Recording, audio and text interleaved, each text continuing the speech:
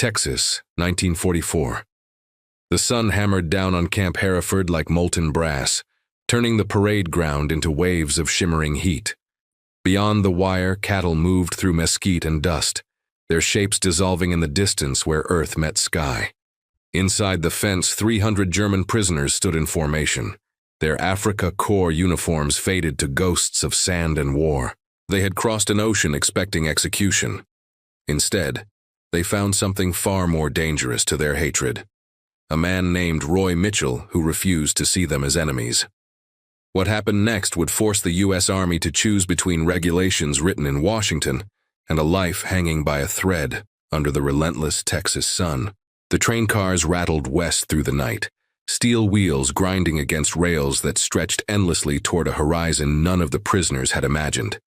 Inside the darkened cars, men sat shoulder to shoulder, silent, their thoughts crossing back over the Atlantic, to a war that seemed increasingly abstract the farther they traveled from its front lines.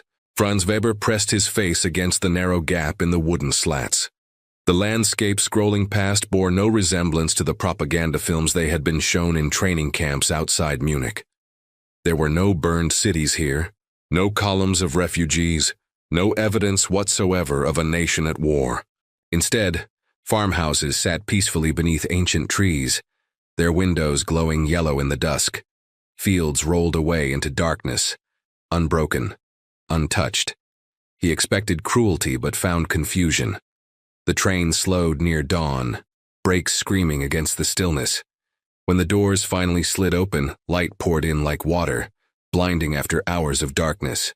The prisoners stumbled out onto a wooden platform, blinking, disoriented, their boots hitting Texas soil for the first time. The heat struck them immediately.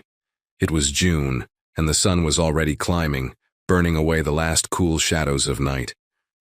Dust hung motionless in the air between the platform and the camp gates, suspended like a held breath. Roy Mitchell stood waiting. He was 42 years old, a rancher from the Panhandle who had volunteered for guard duty after his son shipped out to the Pacific. The Army had given him a uniform 2 sizes too large and a rifle he rarely carried. He watched the prisoners descend from the train cars, studying their faces with the same careful attention he gave to livestock, not with contempt, but with genuine curiosity about what lay beneath the surface. They look like boys, he thought. Most of them can't be 20. The commanding officer, Lieutenant Colonel Harrison Webb, stood beside him with a clipboard and the rigid posture of a man who had never questioned an order in his life. Plenty more where that came from, he said, not looking up from his papers. You'll have your hands full keeping this bunch in line. Roy said nothing. He had learned in his 4 decades that silence often revealed more than questions. The prisoners formed ragged columns as guards shouted instructions in fractured German. They shuffled forward through the gates of Camp Hereford, past towers where sentries watched with bored vigilance, past administrative buildings where typewriters clattered behind screened windows, past the mess hall where the smell of bacon and coffee drifted out like a promise or a mockery, depending on what a man believed about his captors. Franz Weber walked in the middle of the formation, his eyes taking in every detail. The barracks were wooden, painted white, cleaner than any building he had seen in the last year of war. The parade ground was raked smooth, almost obsessively so. American flags snapped in the hot wind atop poles that seemed impossibly tall against the enormous sky. This was not the America they had been taught to expect. The propaganda had been thorough and systematic. From the moment Franz Weber joined the Hitler Youth at age 12, he had been taught that Americans were mongrels, a weak and decadent people whose racial mixing had created a society without discipline, without honor, without the will to fight for anything meaningful. He remembered the films shown in the recruitment hall in Stuttgart. American soldiers depicted as cowards who surrendered at the first sign of danger. American civilians shown as obese and lazy, concerned only with jazz music and Hollywood trivialities while the world burned. American democracy portrayed as Jewish-controlled chaos that would inevitably collapse under its own contradictions. The instructors had been explicit. If you are captured, expect torture. The Americans show mercy to no one. They are savages beneath their veneer of civilization. Franz had believed every word. Now, Standing in the mess hall on his first morning at Camp Hereford, he stared at a breakfast that contradicted everything he had been told. Eggs, scrambled and steaming. Bacon, thick-cut and crispy. Toast with real butter. Coffee that smelled like something from before the war, when his father still owned the bakery in Stuttgart, and Sunday mornings felt eternal. Across the room, American guards sat at their own tables, eating the same food. Not better rations, the same, identical. They laughed and joked, their voices carrying across the hall with a casual friendliness that seemed almost obscene to men who had spent years under military discipline that brooked no levity. Karl Drexler, a tank commander from Hamburg who had been captured in Tunisia, sat beside Franz. He had been in American custody longer, had spent 3 months in a camp in New York before the transfer west. He spoke in a whisper that barely rose above the clatter of forks on metal trays. "They feed us like this every day. 3 meals. More food than I saw in the last year in Africa." Franz picked up his fork. The eggs were hot, seasoned with something he couldn't identify. Pepper, maybe, or some American spice. He took a bite and felt something inside him shift, a small crack in the foundation of certainty he had built over years of indoctrination. The bacon followed, salty, rich, impossible. In Germany, his mother and sisters were subsisting on black bread and potato soup. Here, prisoners ate like civilians had eaten before the war, like people whose country wasn't burning. For the first time since his capture in Sicily, he felt ashamed of his hunger. Roy Mitchell had not wanted to hate anyone. He had been raised by a father who quoted scripture at breakfast and believed that every man deserved a chance at redemption, even men who had made catastrophic mistakes. When the war began, Roy had felt the appropriate surge of patriotism, the necessary anger at Pearl Harbor, the conviction that America was fighting for something worth the sacrifice. But hatred required an energy he didn't possess. It needed constant feeding, constant reinforcement, and Roy had spent too many years watching nature to believe in absolute categories. He had seen coyotes nurture abandoned pups. He had seen bulls that should have been vicious turn gentle in the right hands. He had learned that circumstance shaped behavior as much as character, and character itself was more fluid than most people admitted. The prisoners at Camp Hereford tested this philosophy daily. Some were true believers, men who clicked their heels and whispered "Heil Hitler" when they thought the guards weren't listening. These men Roy watched carefully, but did not hate. They were dangerous in their certainty, but certainty could be eroded by time and evidence, worn down like stone underwater. Others were simply exhausted. They had fought because the alternative was execution. They had believed because the alternative was too terrifying to contemplate. These men Roy recognized immediately. They moved through the camp with the shuffling gait of people who had stopped expecting anything good, but hadn't quite given up hoping for it. Franz Weber fell into this second category. Roy noticed him the 3rd day, during work detail in the camp garden. The prisoners had been assigned to help maintain the vegetables that supplemented their rations. Tomatoes, squash, peppers that struggled in the harsh Texas soil, but somehow survived.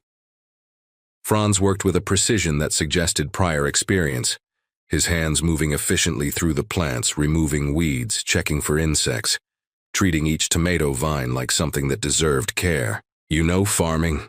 Roy asked, approaching the section where Franz worked. Franz looked up, startled.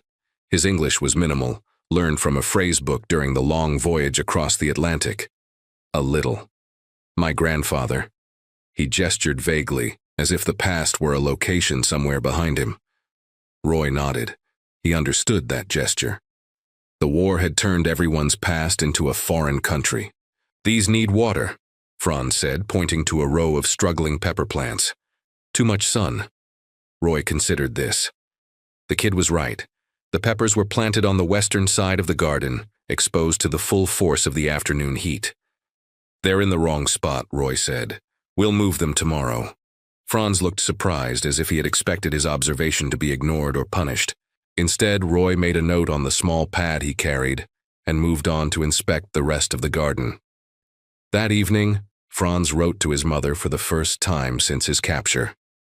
The letter would take months to reach Stuttgart, routed through neutral countries and Red Cross offices, subjected to censorship that would black out any useful military information.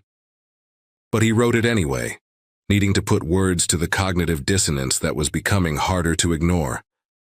"I don't understand this place," he wrote. "The guards treat us like workers, not prisoners. We eat the same food they eat. They ask our opinions about gardening.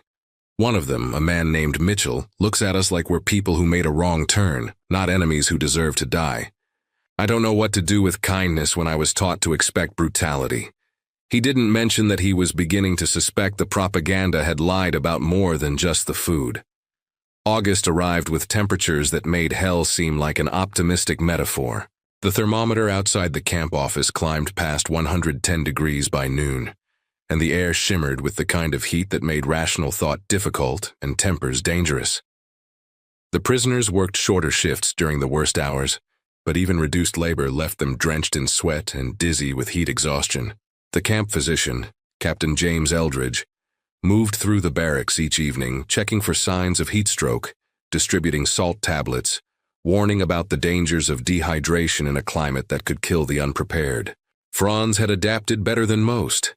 He had learned to drink constantly, to wet his shirt before going outside, to work in the thin shadows cast by buildings when possible.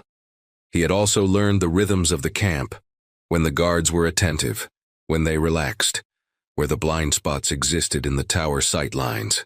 He had no plans to escape. The thought had occurred to him naturally, but where would he go? They were hundreds of miles from any coast, thousands of miles from Germany. Mexico was closer but no safer for a German soldier. The war in Europe seemed increasingly distant, increasingly irrelevant to his daily existence in this strange Texas camp where the enemy fed him bacon and asked his advice about vegetables. But Karl Richter had different ideas. Richter was 34, a sergeant from Berlin who had been a committed Nazi long before the war. He had joined the party in 1935, had marched in Nuremberg rallies, had believed with absolute conviction that Germany was destined to rule Europe, and that anyone who opposed this destiny was either evil or deluded. Capture had not diminished his beliefs. If anything, it had hardened them, transformed them into the only stable thing in a world that had become incomprehensible. He organized a small group of like-minded prisoners, 6 men, all true believers, all desperate to do something, anything, that felt like continued resistance. They planned their escape for a moonless night in late August, intending to slip through the fence on the eastern perimeter, where the wire was oldest, and the tower's sight lines converged poorly. Franz discovered the plan by accident. He had gone to the latrine after lights out, unable to sleep in the suffocating heat of the barracks. On his way back, he heard voices from behind the laundry building, low, urgent, speaking in rapid German. He pressed himself against the wall, listening. Richter's voice was unmistakable. "We go Thursday. Bring nothing that will make noise. If anyone tries to stop us, we fight." Another voice, younger. "And then what? Where do we go?" Richter's response was pure ideology. "We find a way back to Germany. We continue the fight. We don't sit here eating American food and forgetting who we are." Franz felt his stomach turn. He knew escape was futile. Knew that anyone who tried would be shot or caught and returned to face military tribunal. Knew that Richter's plan would end in blood, quite possibly including the blood of guards who had treated them with unexpected decency. He thought about Roy Mitchell asking his opinion about peppers. Thought about the guards who joked during breakfast, who called the prisoners by their first names when they could pronounce them, who had started teaching some of them basic English in the evenings when the heat finally broke. Franz made a decision that would haunt him for the rest of his life. He reported the escape plan to Roy Mitchell. Roy stood in the small office he shared with 2 other guards, listening to Franz Weber speak in halting English, supplemented by desperate hand gestures. Outside, cicadas screamed in the darkness, their sound rising and falling like air raid sirens from a war that felt very far away. 6 men, Franz said. Thursday night, East Fence. He drew a rough map on a piece of paper, marking the location, the time, the names of the conspirators. Roy studied the young German's face. "Why are you telling me this?" Franz struggled for words. He had been wrestling with this question himself for the last 3 hours, lying on his bunk while the barracks slowly cooled, and his fellow prisoners slept unaware of the betrayal occurring in his mind. "Because they will die," he finally said, "or they will kill. Both bad." Roy nodded slowly. He understood both the logic and the moral complexity of the position Franz had put himself in. In the rigid moral universe of military culture, what Franz was doing would be seen as the right thing, protecting order, preventing violence. But in the culture Franz came from, in the barracks where he slept and ate and spent his days, he had just committed the unforgivable sin of informing on his comrades. "I need to report this," Roy said quietly. "Do you understand what that means for you?" Franz nodded. His eyes were steady despite the fear Roy could see in the tension of his jaw. "I know." What Roy did next violated several Army regulations and probably should have cost him his position. Instead of immediately reporting the escape plan to Lieutenant Colonel Webb, he spent the rest of that night thinking. He sat on the porch of his small quarters, smoking cigarettes he had quit 3 years earlier, watching stars emerge in impossible quantities across the Texas sky. The obvious course was clear. Report the plan, increase security. Catch the would-be escapees in the act or prevent the attempt entirely. Transfer the conspirators to a higher security facility. Move on. But Roy had spent enough time around the prisoners to understand the social dynamics at play. If Franz's role became known, his life in the camp would become intolerable. The true believers would mark him as a traitor. Even the moderate prisoners, the exhausted ones who just wanted the war to end, would view him with suspicion. He would be isolated, possibly targeted for violence, certainly condemned to live as a pariah among men from whom he had no escape. Roy made a decision that would define his war. He reported the escape plan but attributed the information to enhanced security observations, rather than to a specific informant. He personally volunteered to increase patrols on the eastern perimeter, ensuring that he would be the one present if the escape attempt occurred. And he quietly arranged for Franz Weber to be transferred to a different work detail, one that kept him away from Richter's group and out of the barracks during the critical hours when tensions would run highest. Thursday came with temperatures still hovering near 100 degrees even after sunset. Roy walked the eastern perimeter at midnight, his boots crunching on gravel, his hand resting on the pistol he rarely wore but had strapped on tonight with grim necessity. The fence appeared exactly as Franz had described, a section where the wire was older, where the posts had begun to lean slightly inward, where the tower sight lines converged in a way that created a narrow corridor of reduced visibility. Roy positioned himself in shadow and waited. They came at 12:45, moving in single file through the darkness between barracks, their shapes barely visible against the ambient light from distant buildings. Richter led, followed by 5 others, whose names Roy had memorized from Franz's list: Miller, Schneider, Koch, Bauer, and a young kid named Peter, who couldn't be more than 18. Roy watched them approach the fence. They moved with military precision, each man knowing his role, carrying wire cutters stolen from the maintenance shed, wearing dark clothes that blended into the night. They had planned well, had chosen their moment carefully, had done everything right except account for the one variable that made all their preparation meaningless. They had been betrayed by someone who cared whether they lived or died. Roy stepped out of the shadows when Richter was 3 feet from the fence. "Stop right there," he said quietly. His hand was on his pistol, but he hadn't drawn it. "Don't make this worse than it has to be." Richter froze. Behind him, the other 5 prisoners scattered like startled cattle, running in different directions, their planned coordination dissolving instantly into panic. Roy heard boots pounding on the other side of the camp as the tower guards finally noticed the commotion and began responding. Only Richter remained still. He stood with his back to Roy, his hands at his sides, his whole body radiating a fury that had nowhere to go. "Turn around," Roy said. "Hands where I can see them." Richter turned slowly. His face in the dim light was a mask of cold hatred. "You knew." Roy nodded. "We knew." Richter's eyes narrowed. "Who told you?" "Nobody told me anything." Roy kept his voice neutral, factual. We've been watching you for days. You weren't as careful as you thought. This was the lie that would save Franz Weber's life.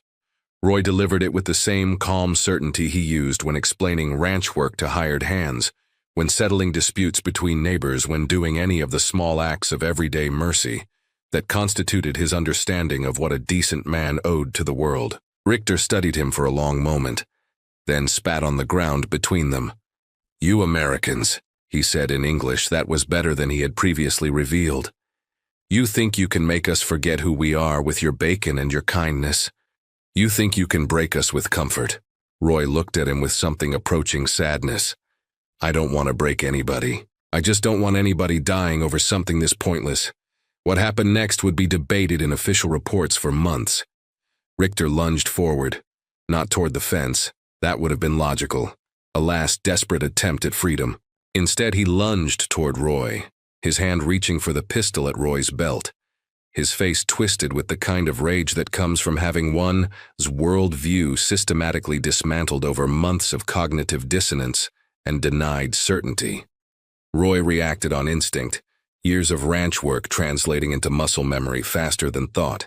He stepped back, his hand catching Richter's wrist, his other hand coming up to block. They grappled for 3 seconds that felt infinite, breath coming in gasps, boots scraping on gravel, the pistol between them like a magnetic pole around which everything else orbited. The gun went off. The sound was enormous in the desert silence, echoing off buildings, causing shouts from the towers, bringing guards running from every direction. Both men staggered backward, neither immediately sure who had been hit or if the bullet had gone wild into the darkness. Roy looked down and saw blood spreading across his uniform shirt, black in the dim light, warm and wet and entirely unexpected. Richter stood frozen, the smoking pistol in his hand, his face transformed from rage to horror in the space of a heartbeat.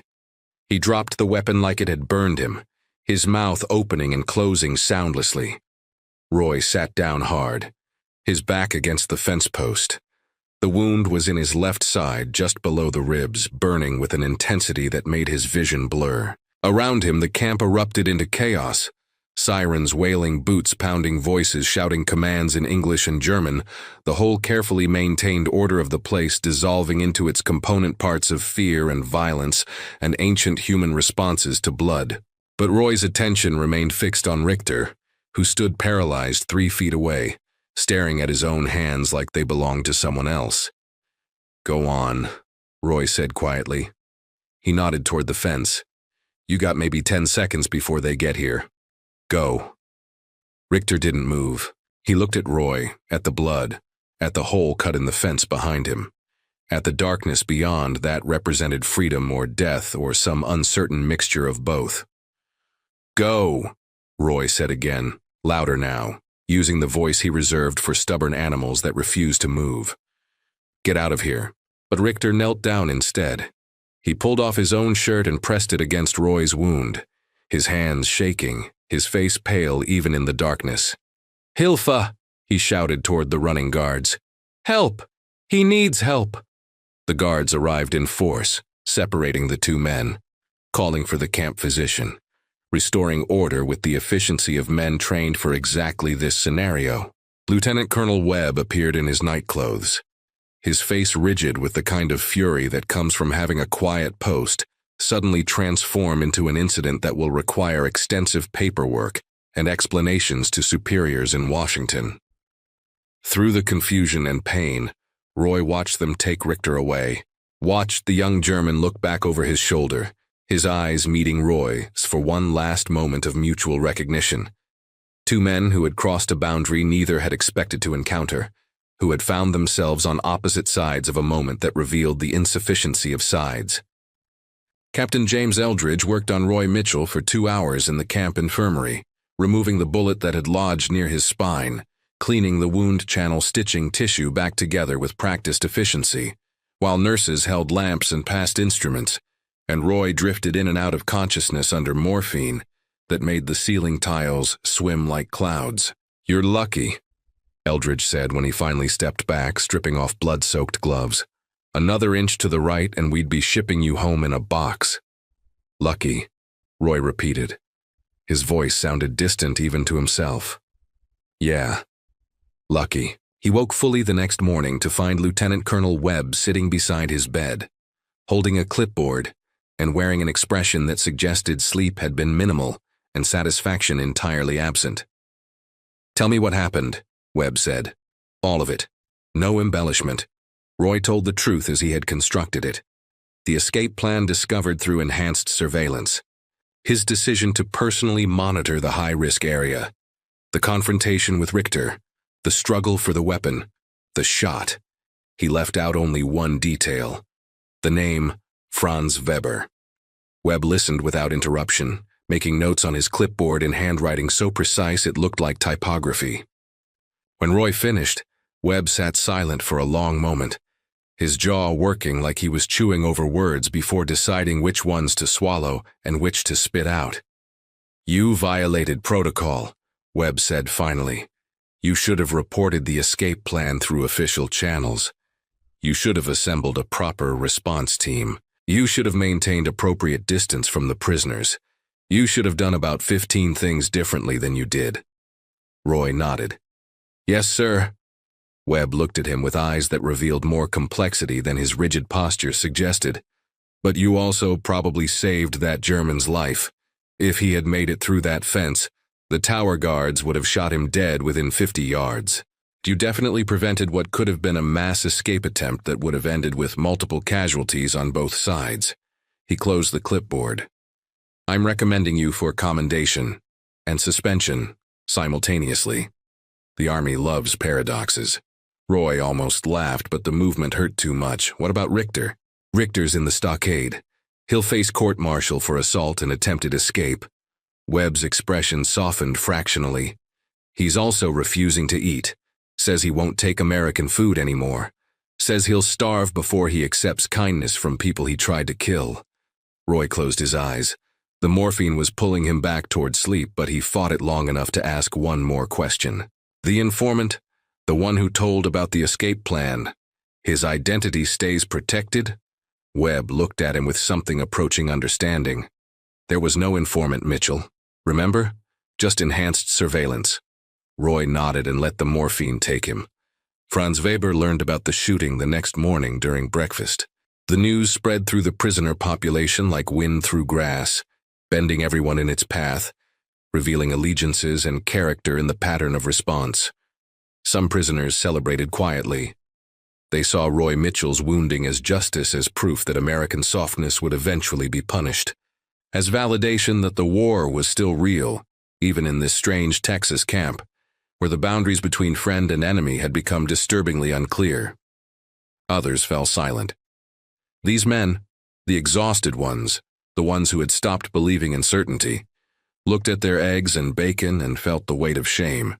Roy Mitchell had treated them with decency and been shot for it. The simplicity of this fact resisted all attempts at philosophical complexity. Franz felt something worse than shame. He felt complicity. He knew with absolute certainty that his information had led to Roy's injury. If he hadn't reported the escape plan, Roy wouldn't have been at that fence, wouldn't have confronted Richter, wouldn't have been shot.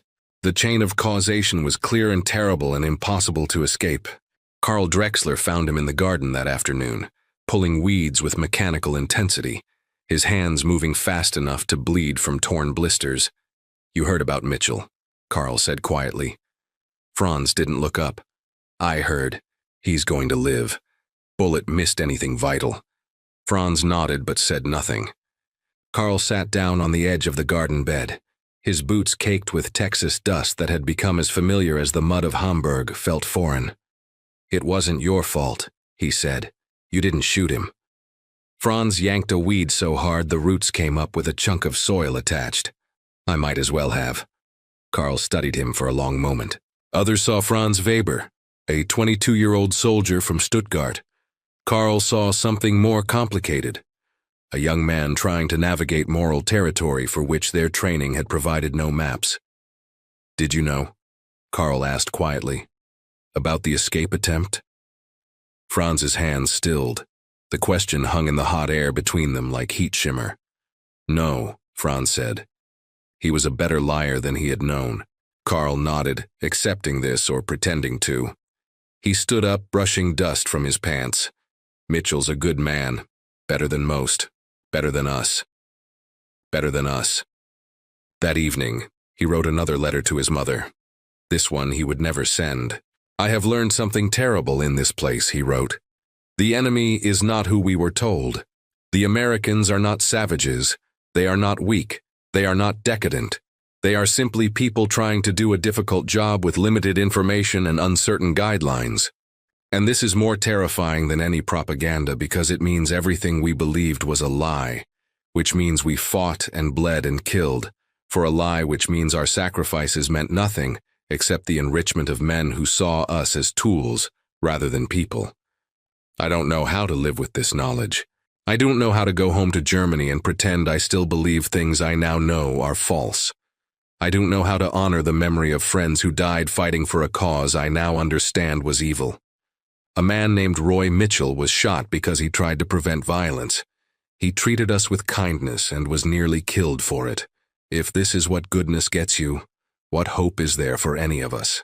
He folded the letter and tucked it between the pages of a book in his footlocker, where it would remain hidden for 60 years, until his granddaughter found it while cleaning out his apartment after his death. Roy spent 3 weeks in the camp infirmary. The wound healed slowly, complicated by the Texas heat that made infection a constant risk, and sleep almost impossible. Nurses changed his dressings twice daily, checked his temperature every 4 hours, brought him food he had no appetite for, and water he drank mechanically. He received visitors. Lieutenant Colonel Webb came twice, bringing paperwork that needed signatures and updates on the camp's operations. Captain Eldridge came daily, examining the wound with professional satisfaction at his own handiwork. The chaplain came once, offering prayers Roy accepted with the same polite detachment he showed everything.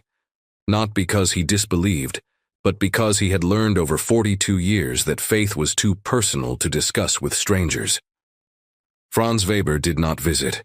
He wanted to, desperately, but couldn't figure out how to walk into that room and face the man whose blood he felt responsible for. Instead, he worked with increased intensity in the garden, expanding the vegetable beds, improving the irrigation system he had designed using techniques his grandfather taught him in Stuttgart 20 years earlier, when the world was still comprehensible. The other guards noticed Franz's agitation. They didn't know the cause but recognized the symptoms, the restless energy of guilt seeking atonement through work. One of them, a sergeant named Tom Holland, who had been at Camp Hereford since its opening, pulled Franz aside after morning formation. Mitchell's asking about the garden, Tom said. Wants to know if the peppers got moved like we planned. Franz looked up sharply. He is awake? Tom nodded. Ornery as a bull with a headache. Won't stop working even from a hospital bed. He gestured toward the infirmary building. You should go see him. Tell him about the peppers yourself. Franz felt his throat tighten. I don't think he wants to see me. Tom gave him a long look. Kid, Mitchell doesn't have a hateful bone in his body. He's probably wondering why you haven't come by. That afternoon, Franz walked to the infirmary carrying a basket of tomatoes from the garden. His hands shook as he approached the building, as he nodded to the nurse at the desk as he walked down the corridor toward the room where Roy Mitchell lay, recovering from a bullet that Franz's information had put in his path. Roy was awake, reading a Western novel with a lurid cover that seemed entirely at odds with the man Franz had come to know. He looked up when Franz entered, his face registering surprise but not, Franz noted with desperate relief, anger. Franz held out the basket. From the garden. The new irrigation is working. Roy set down his book and took a tomato, examining it with the same careful attention he had always shown the produce. This looks good. Better than anything we got before. We moved the peppers, Franz said quickly. Like you said, they are growing better now. Less sun. Good. Roy bit into the tomato, juice running down his chin, and smiled. That's real good. They sat in silence for a moment. Outside, cicadas maintained their endless rhythm, and somewhere distant a guard shouted instructions during formation. The ordinary sounds of the camp continued. indifferent to the weight of unspoken things hanging between two men who didn't share enough language to easily navigate moral complexity. Franz took a breath. "Mr. Mitchell, I am sorry." Roy looked at him with eyes that had seen too much to be easily fooled, but had somehow retained the capacity for mercy. "For what?" "For," Franz gestured vaguely, encompassing the wound, the shooting, the whole cascade of events that had begun with his decision to inform. "For this." Roy understood what wasn't being said. He understood the confession embedded in the apology, the guilt Franz carried, the moral territory the young German was trying to navigate without a compass. He could have exposed Franz then, could have confirmed the suspicions that probably already circulated among the more paranoid prisoners, could have placed justice above mercy in the ancient calculation every decent person must make dozens of times daily. Instead, he shook his head. "This wasn't your fault," he said firmly. "This was about men making choices in a situation where all the choices were hard. You didn't shoot me. Richter did. And Richter didn't shoot me because he was evil. He shot me because he was desperate and confused and scared, and those things together make people dangerous." Franz's eyes welled with tears he refused to let fall. In his culture, men didn't cry, especially not in front of enemies, especially not in front of witnesses who might see weakness and exploit it. But Roy Mitchell wasn't an enemy, and that was precisely the problem. "You saved lives," Roy continued quietly. "Mine included. If that escape had gone forward the way it was planned, people would have died. Guards, prisoners, maybe a lot of both. You stopped that. Don't apologize for it." Franz nodded, not trusting his voice. Roy reached out and took another tomato from the basket. "Now tell me about this irrigation system. You using gravity flow or something else?" And just like that, they returned to safer ground, vegetables and water and the eternal human struggle to make things grow in difficult soil. Karl Richter's court-martial convened 3 weeks later in a converted storage building that the Army had optimistically designated as the camp courthouse.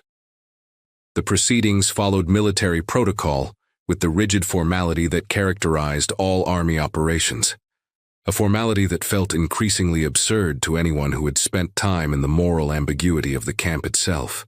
The charges were serious: assault on a guard, attempted escape, theft of military property. In wartime, any of these could carry the death penalty. The prosecution, led by a captain fresh from law school and untested in actual combat, argued for maximum punishment. Richter had violated the rules of war, had endangered American lives, had proven himself unworthy of the lenient treatment the Geneva Conventions required. The defense, appointed rather than chosen, was handled by a weary major named Phillips, who had been defending prisoners since 1942, and had developed the exhausted cynicism of a man who wins rarely and celebrates never.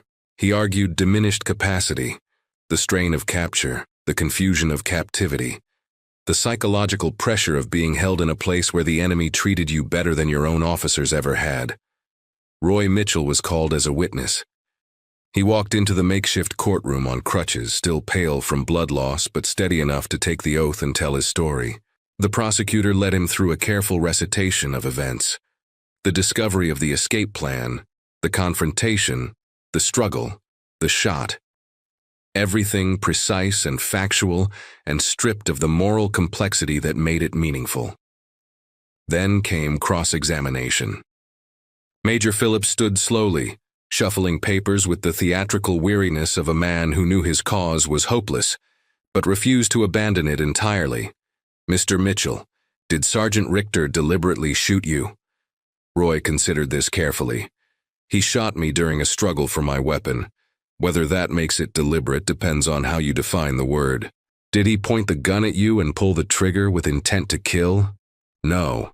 We were fighting for control of the weapon when it discharged." Phillips nodded. "And after the shooting, what did Sergeant Richter do?" Roy looked directly at Richter, who sat at the defense table staring at his hands with the focused intensity of a man trying to disappear into himself. "He tried to help me, pressed his shirt against the wound, called for help." The courtroom stirred. This wasn't the behavior of a homicidal prisoner, and everyone present knew it. Mr. Mitchell, would you say Sergeant Richter intended to kill you? Roy took a long breath. No. I would say he intended to escape, and things went wrong in a way neither of us wanted or expected. Philip sat down with the satisfaction of a man who had accomplished something small but meaningful. The prosecution objected strenuously to this characterization, arguing that intent should be judged by actions rather than outcomes. But the damage was done. Roy Mitchell, the actual victim, had testified in defense of his attacker. The verdict came down 3 days later, guilty on all charges, but with a sentence far lighter than the prosecution had sought. 5 years additional imprisonment after the war's conclusion, to be served in a military prison rather than executed as the prosecutor had demanded. Richter received the news without visible emotion. He was led from the courtroom in shackles, his future reduced to a series of concrete certainties. More years behind wire, more time in a country that wasn't his, more meals of food he had sworn not to eat, but would eventually consume because the alternative was death, and even despair has limits. As he passed Roy Mitchell in the corridor outside the courtroom, he stopped. The guards flanking him allowed this brief pause, recognizing that something beyond their protocols was occurring. "Warum?" Richter asked quietly. "Why did you defend me?" Roy leaned on his crutches and met the German's eyes. "Because you're not a monster. You're just a man who got caught in something bigger than either of us. And because I don't believe in adding cruelty to cruelty when mercy costs me nothing." Richter nodded slowly. He wanted to say something more, to explain, to apologize, to bridge the gap between who he had been and who he was becoming. But language failed him in both German and English. Some territories require silence. He was led away to the stockade while Roy watched from the corridor, leaning on crutches, feeling the ache in his healing wound, and the larger ache of knowing that justice and mercy rarely align, and that choosing between them requires wisdom he wasn't sure he possessed. 3 months later, Roy Mitchell received a letter. It had been routed through military postal services, inspected by censors, delayed by the chaos of a war that was entering its final exhausting phase.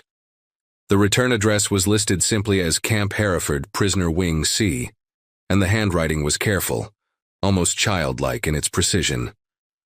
Roy opened it in his quarters on an evening when the heat had finally broken, and the first cool air of autumn moved through the camp like a rumor of better things to come. "Dear Mr. Mitchell, I am writing to tell you something I should have said months ago.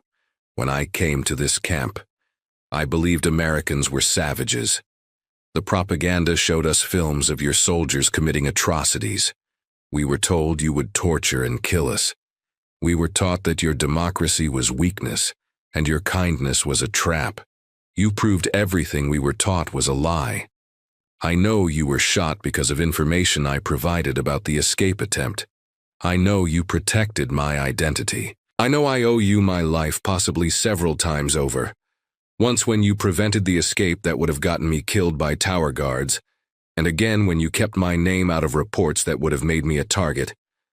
I don't know how to repay this debt. I don't know how to reconcile the kindness you showed with the evil my country has committed.